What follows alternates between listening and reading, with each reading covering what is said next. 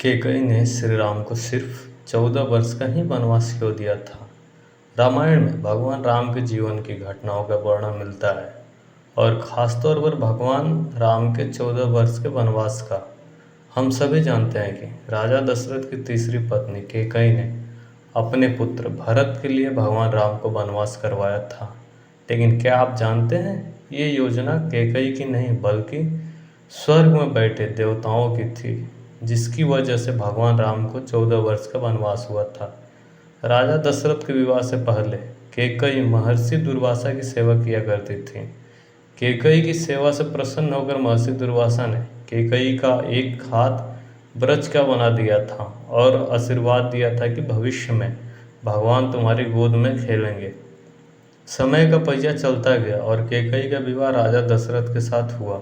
कई सालों के बाद स्वर्ग में देवासुर संग्राम प्रारंभ हो गया। देवराज इंद्र ने राजा दशरथ को सहायता के लिए बुलाया। महारानी कैकेयी भी महाराज की रक्षा के लिए सारथी बनकर देवासुर संग्राम में पहुंची थी। युद्ध के दौरान राजा दशरथ के रथ के पहिए की कील निकल गई और रथ लड़खड़ाने लगा। इस स्थिति में कैकेयी ने कील की जगह अपनी उंगली लगा दी और महाराज की जान बचा ली। राजा दशरथ कैकेयी की इस साहस से बहुत प्रसन्न हुए और उन्हें 3 वरदान मांगने के लिए कहा। कैकेयी ने उस समय प्रेम वश कह दिया कि इसकी जरूरत नहीं है, अगर कभी जरूरत होगी तो मांग लूंगी। कैकेयी ने राजा दशरथ को इसी वरदान के जाल में फंसा लिया और श्री राम के लिए 14 वर्ष का वनवास मांग लिया। लेकिन राम के लिए कैकेयी 14 वर्ष का वनवास ही क्यों मांगा, इसके पीछे कई अनेक रहस्य है। कैकेयी ने ही श्री राम के लिए 14 वर्ष का वनवास मांगकर यह समझाया कि व्यक्ति युवा अवस्था में अपनी 14 यानी 5 ज्ञानेंद्रिय, 5 कर्मेंद्रिय, मायम, बुद्धि, चित्त और अहंकार को वश में रखेगा, तभी अपने अंदर के घमंड और रावण को मार पाएगा। जिस समय यह घटना अयोध्या में घट रही थी, उस समय रावण की आयु में केवल 14 वर्ष ही शेष बचे थे।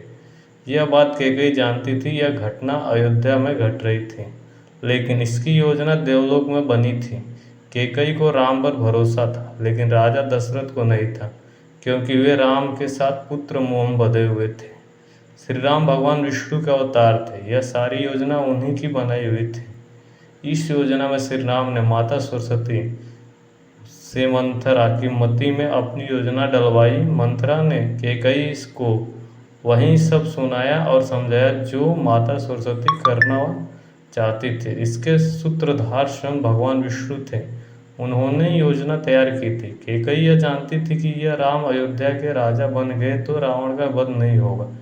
इसके लिए श्री राम को वन में तप करना जरूरी था।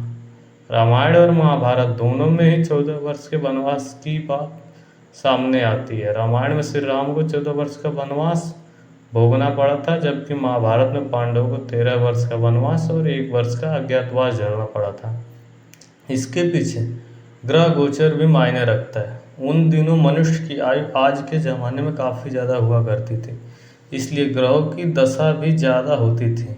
कहते हैं शनि देव की दशा के कारण कैकेयी की मति मारी गई और भगवान राम को शनि के समय अवधि में वन वन भटकना पड़ा। उस समय रावण पर भी शनि की दशा आई और वह श्री राम के हाथों मारा गया। शनि ने अपनी दशा में एक को कृति दिलाई और दूसरे को मुक्ति।